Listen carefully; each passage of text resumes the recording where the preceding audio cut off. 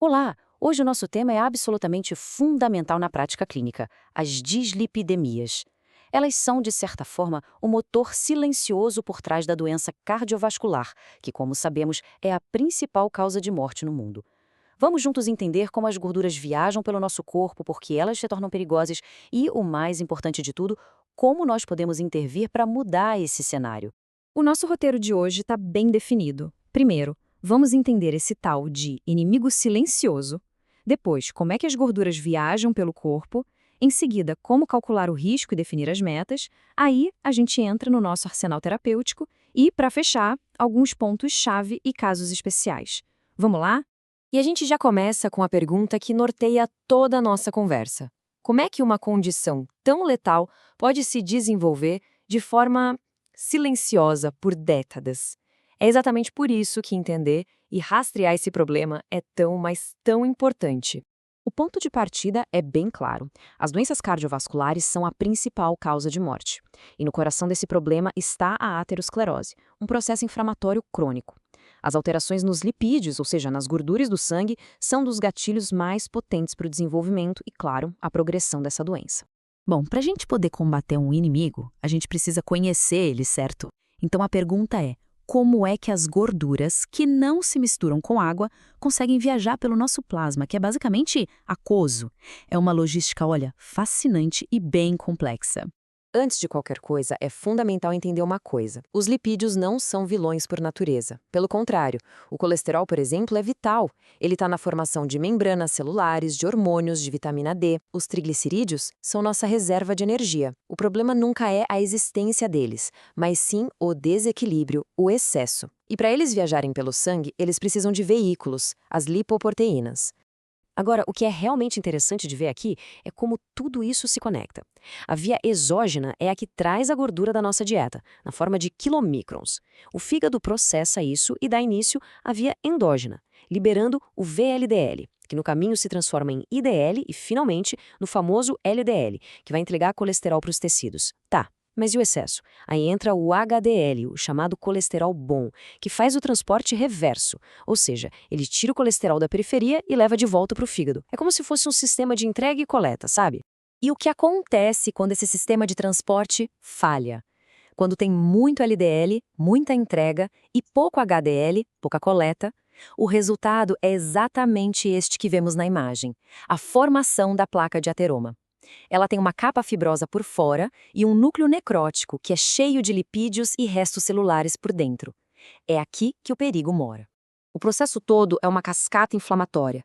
O LDL, quando está em excesso, entra na parede da artéria e é oxidado. Isso é como se fosse um alarme para o sistema imune. Os monócitos chegam lá, viram macrófagos e começam a comer esse LDL oxidado sem parar. Eles inflamam tanto que se tornam as chamadas células espumosas. São essas células que formam a base do núcleo de gordura.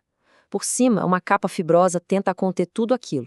Mas, se essa capa romper, o material lá de dentro, que é altamente trombogênico, entra em contato com o sangue e forma um coágulo. É isso que pode causar um infarto ou um AVC. Então, de toda essa fisiopatologia, o ponto crucial é este. O LDL colesterol é o grande protagonista no início e na progressão da placa aterosclerótica. É por isso que ele se torna o nosso alvo terapêutico número 1. Certo? Agora que a gente já entendeu o como, vamos passar para o quem e o quanto. Nem todo paciente precisa do mesmo tratamento, né? A chave aqui é a estratificação de risco para a gente poder definir metas que sejam individualizadas. A avaliação de risco vai muito além dos fatores clássicos, como hipertensão e diabetes. A gente precisa olhar também para os fatores agravantes. Por exemplo, uma história familiar de infarto em um parente jovem, doenças inflamatórias como lúpus ou HIV, marcadores de inflamação como a PCR ultrassensível ou a presença de cálcio nas artérias coronárias. Tudo isso são sinais de alerta que podem jogar um paciente para uma categoria de risco mais alta. E por falar em fatores de risco, a gente precisa dar um destaque especial para a lipoproteína A famosa LPA. Pense nela como se fosse uma partícula de LDL turbinada, com um componente extra que a torna bem mais perigosa. E o detalhe, os níveis dela são quase que totalmente determinados pela genética. Não mudam muito com o estilo de vida. É por isso que as diretrizes recomendam que ela seja dosada pelo menos uma vez na vida em todas as pessoas. E por que a LPA é tão preocupante? Esse slide resume bem. Ela não é só aterogênica, ou seja, formadora de placa. Ela também é pró-inflamatória, o que acelera todo o processo, e ainda por cima pró-trombótica, aumentando o risco de formar coágulos. É um verdadeiro inimigo de ação tripla. Com todas essas informações, a gente finalmente classifica o paciente. O risco baixo tem uma chance pequena de um evento em 10 anos. O intermediário já acende um alerta. O risco alto inclui quem tem LDL muito elevado, acima de 190, ou diabéticos com outros fatores de risco. Já o risco muito alto é para quem já tem doença estabelecida. E, por fim, o risco extremo, que é aquele paciente de altíssimo risco que geralmente já teve múltiplos eventos. E para cada categoria de risco, existe uma meta clara. Repare como as metas de LDL e colesterol ficam cada vez mais rígidas. Para um paciente de risco intermediário, o LDL abaixo de 100 pode ser o suficiente. Mas para alguém de risco extremo, a meta é super agressiva, abaixo de 40 mg por decilitro. As metas de não HDL, que englobam todas as partículas ruins, seguem a mesma lógica, sendo sempre 30 pontos acima da meta de LDL. Então, um ponto para guardar para levar para a prova da vida e para a prova do concurso. Para aquele paciente de maior risco, o de risco extremo, o objetivo é um LDL e colesterol abaixo de 40. Essa é uma das metas mais agressivas e importantes da cardiologia preventiva hoje em dia. Bom, já definimos as metas. Agora a pergunta é: como a gente chega lá? Vamos explorar agora o arsenal de medicamentos que nós temos à disposição para controlar esses lipídios. O tratamento segue uma lógica escalonada, bem passo a passo. A base de tudo é sempre a mudança no estilo de vida. Depois, a primeira linha de medicamentos são as estatinas. Se a meta não for atingida só com isso, a gente adiciona outras drogas, como a ezetimiba. E para os casos mais difíceis, de maior risco, aí temos as terapias avançadas, como os inibidores de PCSK9. As estatinas são a pedra fundamental do tratamento. Elas agem inibindo a produção de colesterol lá no fígado. E existem diferentes potências. As de alta potência, como a atorvastatina e a rosuvastatina em doses mais altas, podem reduzir o LDL em mais de 50%. A escolha da estatina e da dose vai depender do risco do paciente e do tamanho da redução de LDL que a gente precisa para atingir a meta. E aqui um alerta muito importante, um erro comum que precisa ser evitado a todo custo: a combinação de um tipo específico de fibrato, a gemfibrozila, com estatinas. Essa mistura aumenta demais o risco de uma lesão muscular grave, a rabdomiólise. Portanto, essa associação é formalmente contraindicada.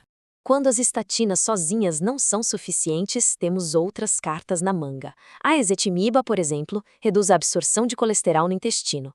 Os inibidores de PCSK9 são terapias injetáveis muito potentes que aumentam a capacidade do fígado de limpar o LDL do sangue. E os fibratos, eles são a escolha principal quando o problema são os triglicerídeos muito altos, acima de 500, pelo risco de pancreatite.